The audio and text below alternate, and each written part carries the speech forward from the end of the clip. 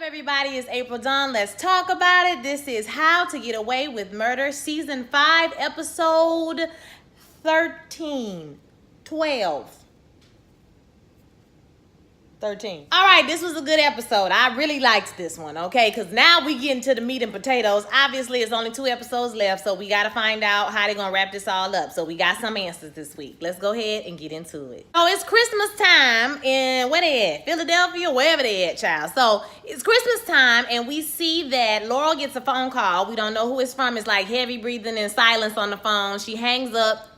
She don't know who it is. She thinks it might be her mom. So she starts speaking she starts speaking French. And the person just hangs up. So she's a little freaked out about that. I'm sure that's going to come back into play later on. And we see Annalise and her mama. Cicely Tyson!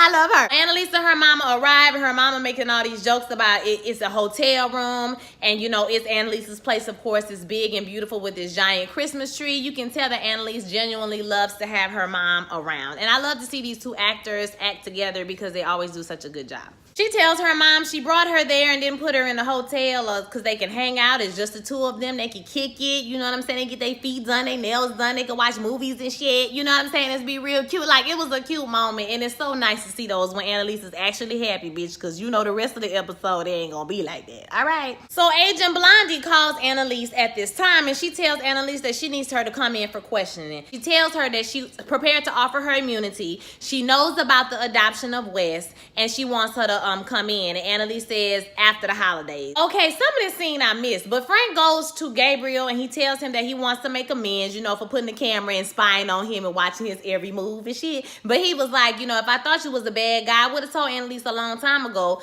that who you were, but I didn't think you were a bad guy, so that's why I didn't say anything. Gabriel said something about lying to his mama all the time or something like that. Like, it's starting to wear on him, the fact that he have to lie to his mother. And he told the FBI what, you know, Annalise wanted him to say. So, I mean, that's all he got to say at this time, okay? I think Frank invited him to the dinner.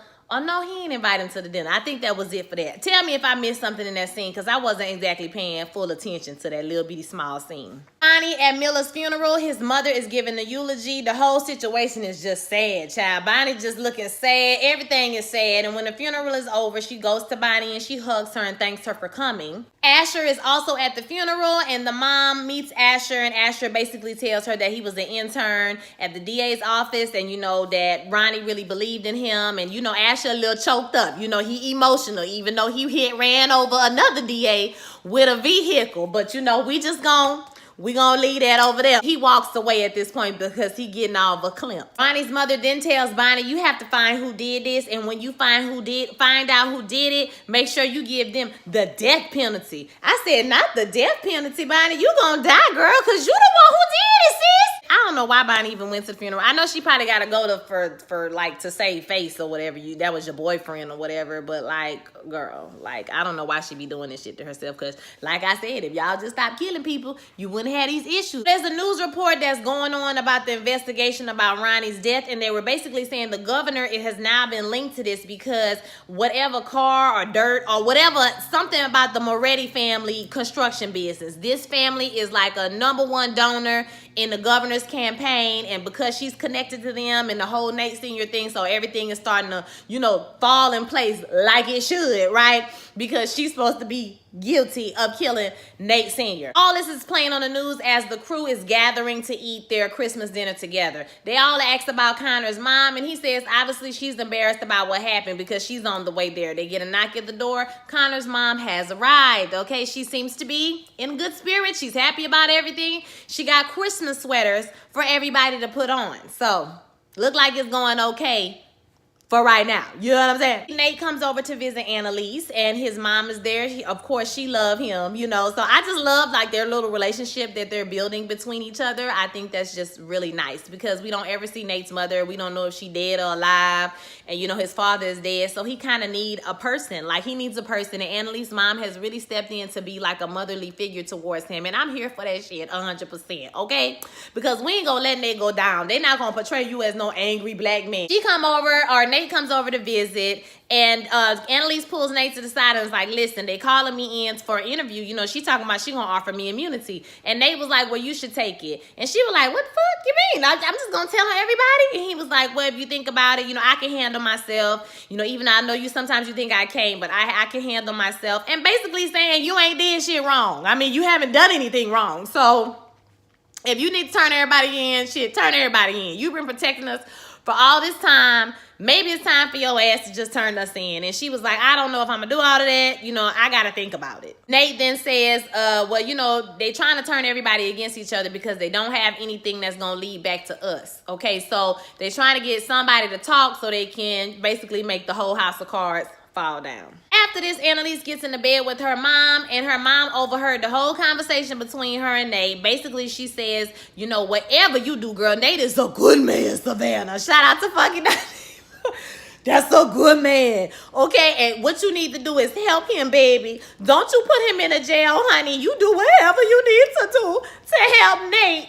Because he done lost his mama, his daddy. He done lost you. He done lost the other lawyer, DA person.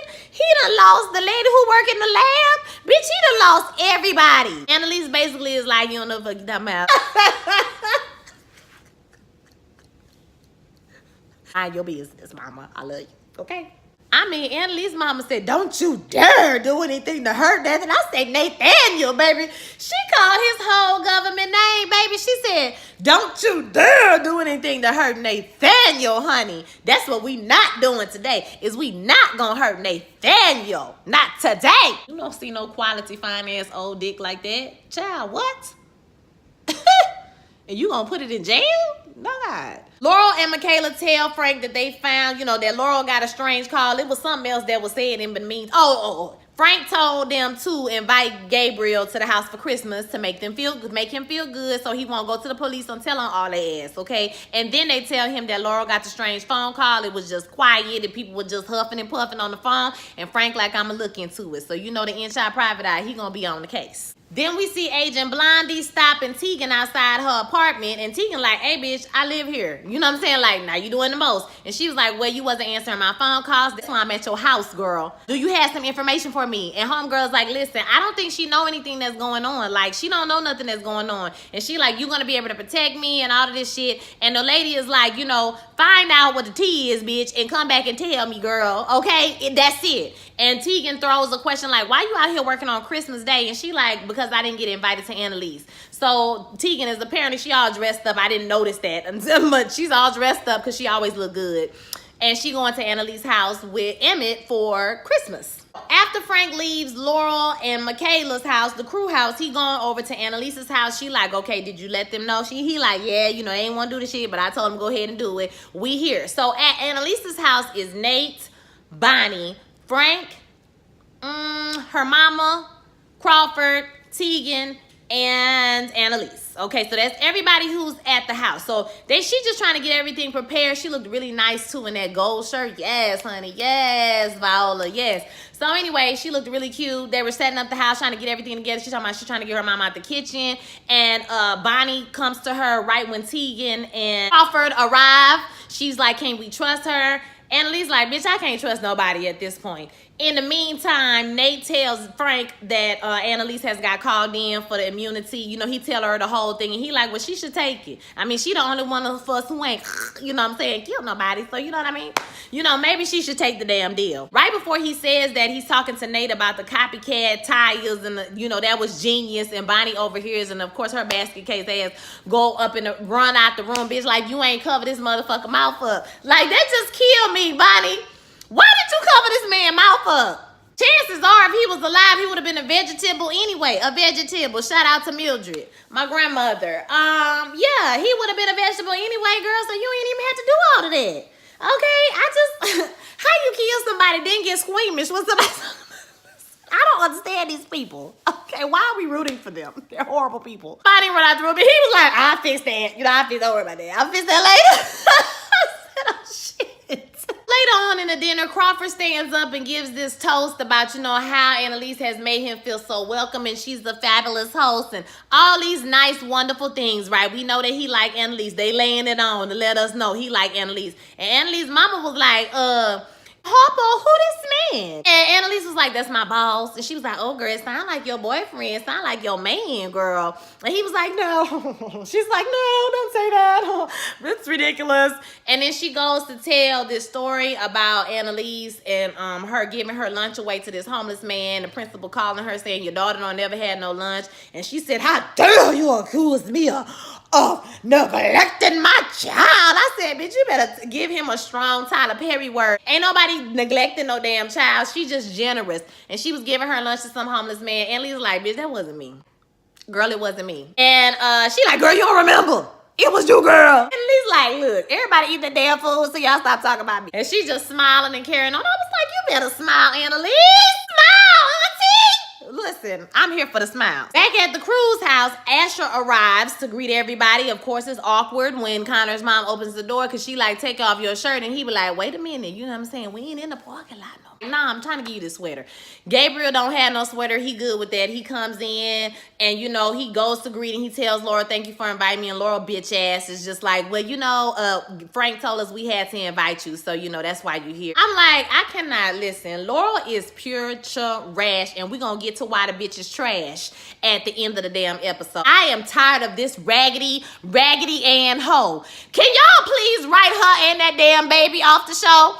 Listen, the baby ain't do nothing, but I'm tired of both of their ass. They can go. Bye, Laurel. Bye. After dinner is over with, mama is on the phone giggling with daddy. She just giggling, honey, talking about don't be down there doing nothing. You know, you get freaky and, ooh, I like what you do. I said, you better talk nasty, sister. You better be almost 100 years old with your old tail. You better let him know you can still lift your leg up. Nate comes to Annalise in the hallway and tells her that he thinks that his mother or her mother overheard them talking. And she wants Annalise to help him. And Annalise turns around and tells him, listen, that story that she told, that wasn't me. That was somebody, okay, somebody else. And she was like, I would never give away my damn lunch. And Nate just laughs and walks away or whatever. I really do think that Nate and Annalise going to end up together because they keep introducing these other men in her life that are all trash as fuck. Like the psychiatrist. Last season, was that just last season, child? That was a mess. Last season with his basket case ass. Now we got Emmett. You know, we had Sam. We had Nate is really the only person that hasn't really let her down, but she's let him down several times, okay? But they haven't had a rocky relationship, but I feel like they're going to be together at the end of the day. I don't know what y'all think. What y'all think? Let me know. Tegan corners Bonnie in the bathroom, and she basically tells her that she wants to give her condolences for the death of Miller, and Bonnie is like, well, how did you even know we was together? And she was like, I got friends at the DA's office or whatever. Was it not public knowledge? And she said, no, it wasn't public knowledge. And she grabbed her shit and she walked out like she pissed off. Tegan, you just pulled your own card, girl. Why you gonna give somebody condolences and ain't nobody supposed to know they was together? How the fuck you knew that? Do you really have friends? Or do you know that from Detective Blondie? We need to know, girl. Stop talking. Just shut up. We with the crew at dinner, and Oliver and Connor have to switch. Oliver and Asher have to switch places because, you know, Asher and Connor's mom ended up sitting right next to each other. And she like, really? Y'all going through all of this? And everybody like, what happened? She was like, listen, me and Asher had a little situation, you know what I'm saying, in the parking lot. We was doing our thizzle. I'm grown, he grown, and I don't understand why Connor is tripping. And Connor looking, you know, sitting up there with the mush mouth face. And she like, listen, you had sex with a 23-year-old grown-ass man in my house. And I said, the devil is a liar, bitch. I don't care if you was gay, straight, transgender, you was exploring your sexual, bitch, I don't care what none of that shit. I don't care about none of that. But what you not gonna do is be having sex with a grown adult person and you a minor in my house. Absolutely not. Okay? I was like, no the fuck she did. Everybody was like, did that shit happen? You know, the black people was like, what the fuck? Girl, what? She was like, you don't realize how much I have sacrificed, you know, my happiness to be with you. So, bitch, if I'm gonna get some tongue, if I'm gonna get some head, some brains, some education in the parking lot, that's the fuck I'm gonna do. I'm grown. You need to get over it. I was like, I'm here for the shit. Okay, tell him, mama, let his ass know. Then she goes on and on about, because earlier she asked everybody like where their parents were, what they were doing, and you know, we know the story of everybody's parents mostly. Well, yeah, everybody's parents. Asher's dad is dead. He committed suicide. His mama don't talk to him no more. He disowned. Laurel's dad is in prison. He's a murderer and a criminal. And her mom is a murderer, okay, because she the one who tried to get Wes killed. Then we got, you know, Michaela. Her mama is a scammer, and she made a joke about being a scammer. Her mom is a scammer. Her dad, I don't know if she had a dad, a foster dad or not. Her real parents abandoned her. And then we have Connor, who is estranged from his father, and his mother and him are okay. Then we have Oliver. They seem like to be okay. The dad don't mess with him no more, when he came out the class. So everybody got issues with their parents, and she's just like, well, I know your parents will be upset. You know how outsider be like, why you not with your parents? I'm sure they're upset you didn't call them and you don't want to spend Christmas with them and X, Y, and Z. And as she's saying this, somebody comes and knocks on the door. Lo and behold, it's FBI agent Blondie. She says she has a warrant for their wedding pictures. Connor calling Annalise, to which she is not answering the phone. She's putting her mom to bed. We see Emmett. He up in the kitchen. I mean, baby, he putting up leftovers and everything. I was like, he trying to be your man, okay? I saw it for him like a little bit in the episode before we got the bad news, child.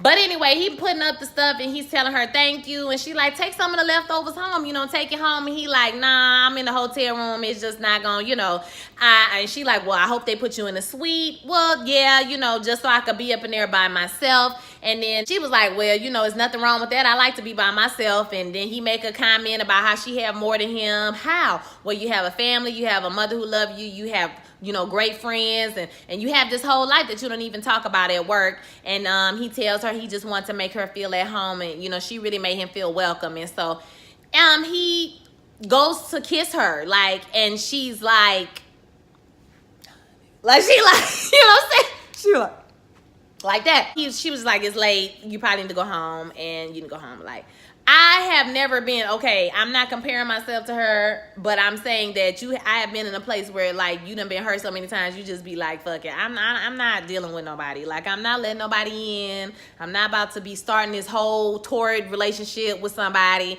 and end up by myself again. Why? You just get tired. And, you can tell she's just tired. She tired of men. She tired of women.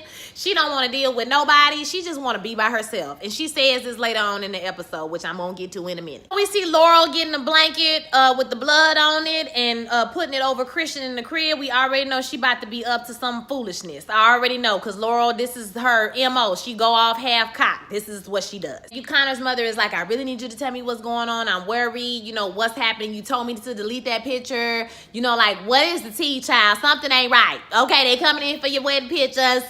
You told me to delete pictures. And he's like, okay. Asher comes up and says, Ronnie, the DA, is dead. They're really just doing their job. Asher also says that he kind of just wanted to have some good memories from his wedding. That's why he told her to delete the picture. And it seems like she's sort of buying it, but not really. Mama ain't stupid. Michaela goes upstairs to see Gabriel. She has some wine, and she like, thank God you went to the bathroom at that time. And he was like, well, they already know I'm on your side, so I mean, it is what it is. Gabriel tells Michaela, all y'all have ever said about Sam is that he wasn't a good guy. And Michaela's like, I barely knew him. And he was like, do you remember anything about him? And she flashes back to the time when he pushed her, and she turned around and pushed him back, and he fell over the banister and he died. Okay, so I'm sure she don't want to say that. Gabriel asks Michaela, how can you feel good about not finding your birth parents? And she was like, well, because, I don't need them. I don't need to find them or whatever. And he was like, you walking around with abandonment issues and X, Y, and Z. And she was like, I never felt like I was abandoned. Okay, and I don't have no abandonment issues, bitch. I don't know what you talking about. And she tells him to stop projecting his feelings onto her and get his shit together. And basically, she said, I'm taking my wine back. And she peaced out. See, he could have got some, but he was tripping. Laurel is downstairs, and she's talking to Detective Blondie, trying to figure out what's going on. And Detective Blondie is like, listen, all the evidence is not pointing to your daddy. The evidence is pointing here. So I will be in touch with you. Okay, I will be in touch. And she walks out and leaves everybody there. Now, obviously, Laurel is a scared shitless because she thinks that she's in danger and Christopher is in danger, but they didn't have shit to do with nothing. So I'm confused as to why she thinks that she's in trouble. Like, girl, shut up. Frank goes home to Bonnie laying down in the bed. He's getting ready for bed, and he tells her that he's sorry he did not go to the funeral with her, that he should have went. And so she tells him that she's been feeling sick for the past few days. It's been a week. She late on her period. And Frank is like, oh my God, she pregnant. So he like, did you take a test? She says, no, I haven't taken a test yet. I can't do this. And she just balled up, child, in a mess, child. Bonnie gonna need so much medication and therapy. It don't even make no sense. They hug each other, and you can tell that they are growing closer to each other. But I don't know. Like, I feel like they're gonna end up in some type of weird, screwed up relationship. But I also, because I feel like the closeness the closeness that they are experiencing is because she's going through so much trauma, okay? And Frank is a Captain Save-A-Hole, okay? He love to take care of somebody's baby and, you know, be there to help or take care of. You know what I'm saying? That's the type of guy he is. I think that they will definitely have a relationship because they've already had one in the past and they had one pretty recently, okay? So I think they're definitely going to have a relationship, but I don't think it's going to last because you can't make, I personally think you can't have a relationship that's based off of like trauma and horrible experiences and shit, you know? Or maybe they'll just have a really close friendship or something. I don't know. Maybe they get married at the end of the series. I don't know. I don't think I want them together though. I don't know if I want it. The FBI has taken Oliver's computer. Oliver says nobody can get past his firewall. So, you know, he good, they good, don't worry. But, you know, him and the crew is stressing out. They out there stressing. You know, they think something gonna happen. Somebody gonna get caught. Laura talking about she not safe. Christopher not safe. They don't know what they gonna do. Laura says that, do she think that she should talk to, she asked Annalise, or basically says that she should talk to Toledo or Officer Blondie. And Annalise is like, don't talk to her until after I talk to her. And they like, what? Bitch, you finna talk to her. Why you talking to her? And they was like, and she says, because she called me in for questioning. So she was like, I'm going to see her, and, you know, don't talk to her until after I speak to her. And, you know, they leave. You already know there's going to be a problem. Okay, you already know with that tousled haired hoe. Okay, you already know there's going to be a problem. On her way out, Frank stops her and is like, what are you going to do? Are you going to take the immunity deal? And she was like, I don't know. Have you told Bonnie? And she says no. Or he says no. And she's like, okay, good. And she turns around and leaves. Nate and Annalise's mother are talking, and she says she has a gift for him. So apparently her and Nate Sr. started writing each other after the trial, and she says, you know, I just wanted you to have these letters so you can know how proud your father was of you. And like I said, the moment is just priceless, because to see, you know, the fact that she's become a motherly person in his life is great, and he seems so happy to have some type of conclusion or closure to his father's death. You know, like you get to see how your parent felt about you from another perspective. I remember when my father passed away, a lot of people, you know, that know me or know him and don't know me will go on about how my dad was so proud of me, and he always talked about his kids and how proud he was of his kids. And so you know, it touched me because, you know, to think that your father is speaking about you that way, and we weren't close for many, many, many years. Okay, we weren't even that close when he passed away, but we were closer. So, you know, I'm sure, you know, as it warmed my heart, I'm sure it warmed his heart as well. Now, when Annalise come back in the room, her mama is like, this what y'all need to do. Y'all niggas need to get married so you can't testify against each other, okay? Don't they call that, what they call that, spousal privilege? Yeah, that's what they call it. Annalise like, bitch, look at you. You been watching Law and Order? Let me find out. They just smile and giggle like two little teenagers. You know, she be like, I'm be quiet, I'm mama business. I'm just gonna be quiet. You know, you can tell that mama really want them to be together, and we do too, mama. We do too. This is when Connor and Oliver come back from doing whatever they was doing. Oliver tried to lie to Connor's mama, and she like, you lying. I can tell you lying, you a horrible liar. He goes upstairs, and Connor weaves this story to his mom about the governor going after them because they won their Supreme Court case, and they're trying to intimidate Annalise into dropping clients. So this is why they're doing all this. His mom tells him how proud she is of him, and she hugs him, and he's like, you know, looking sad as hell, like, I just straight up lied to my mama. It's not a whole lie. I mean, it's like a half lie. She don't need to know everything, though. In her business, and you never know. She might be working for the FBI. You can't even trust your own mama, child. It's bad out here in these streets. That night, Annalise's mom is packing up to go. Annalise comes in, and she's like, you know, I know you sad because I'm leaving. And her mom, and Annalise is like, well, just stay. And she like, nah, daddy not gonna like that. You know what I'm saying? I know you still upset about me taking him back. And Annalise is like, no, I'm happy that you happy. And they have this nice talk with each other where her mom just tells her basically that she wants her to be happy. Annalise, without going word for word, Annalise basically said what I just said earlier. Every man that she ever been with has always hurt her. She just, at this time, she just want to be alone. She don't want to be opened up to nobody else. And her mom tells her the reason why she let her dad come back, or why she loves her father, is not because, it's not for him, it's for her. Because the love that she has for him fills her up, just like the love she has for Annalise. And she wished that Annalise could experience the joy and the love of being a mother. But you gotta work with what you got, girl. And all you got right now is Nathaniel, bitch. Hop on that dick and ride it like Seabiscuit. And Annalise is like, what about me taking care of myself, you know? And she was like, well, she said I'm alone. And her mama was like, you will never be alone, girl. You got me. And she like, but you about to leave, girl. You about to go home and leave me to take care of all these people. You know, whatever happened to me loving myself. And she said something about saving everybody. And her mom is like, well, maybe saving everybody is saving yourself. Like, maybe that's what that is. And she's like, you know, but what about, you know, me loving myself? And she said, well, you can't love yourself if you're hurting other people. We both know that. And she gives her a hug. The last 2 seasons, she really ain't did nothing. She been minding her business, trying to get her life back together. She ain't been messing with nobody.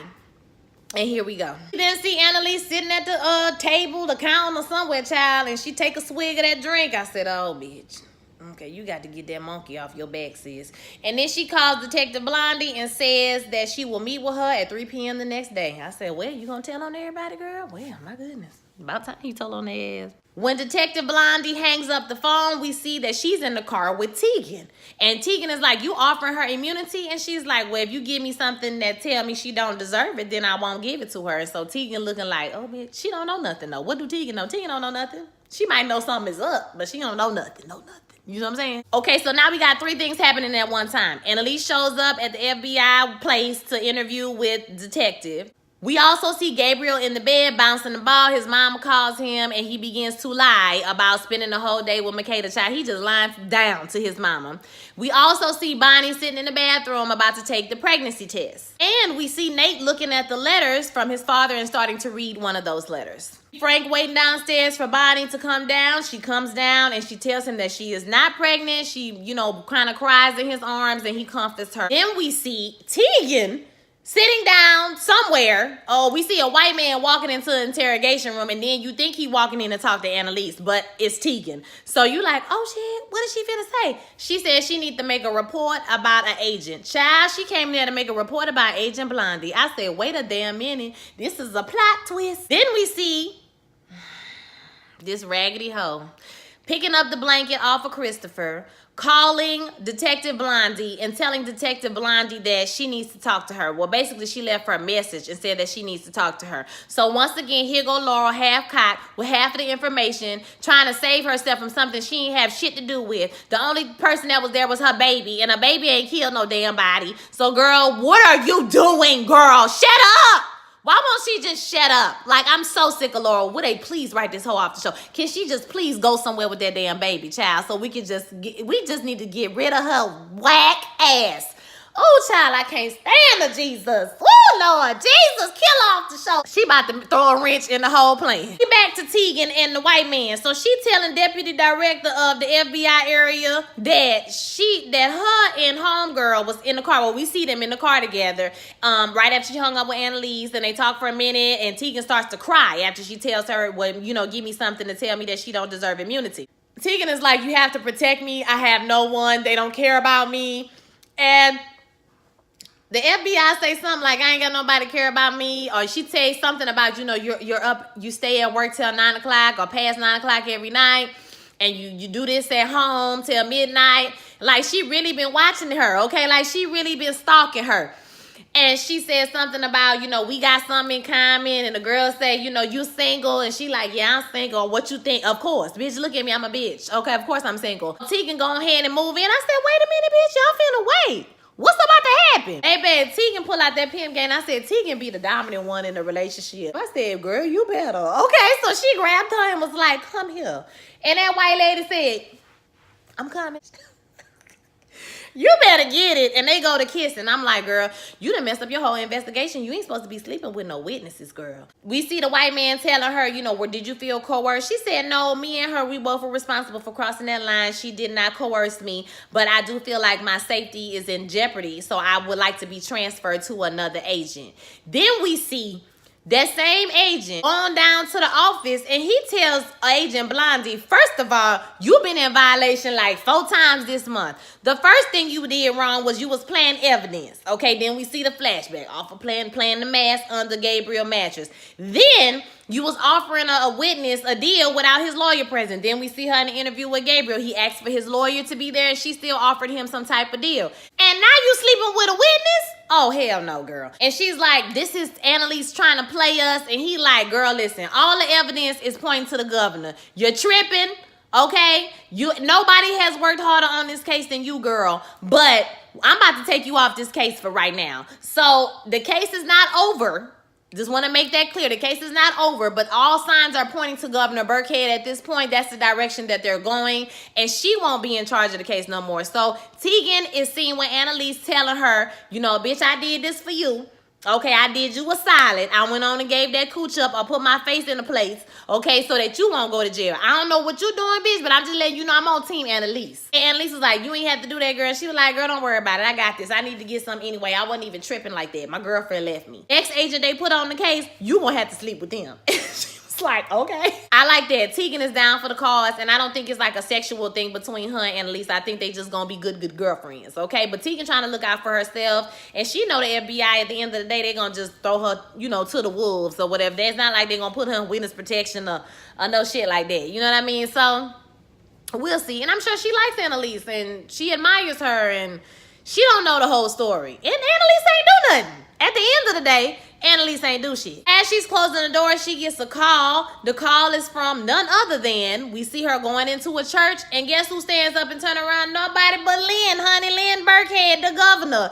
She stands up and turns around and tells Annalise, look, we need to end this. She like, bitch, the heat is getting hot, bitch. Okay, like, she ain't look all self-assured and confident like she was up in that office when she came to the governor's office. She tried to play her. You know, she was looking like, oh shit, it's about to go down, bitch. We need to just go ahead and just call this a truce. And she's like, you know, you need to confess. If you want it to end, you need to go ahead and confess to what you did wrong. And she turns around to leave, and, you know, Burkhead is like, I got the information. I know who killed Nate Sr., and you know him too. And she pulled out a file, and she said, it is Emmett Crawford. I said, not your boss. Not the one I had seen it for. Annalise pulled out the file, her eyes started watering. I said, child, what kind of bullshit is this? Annalise! So do you mean to tell me this man done went through this whole plan? That's real crazy.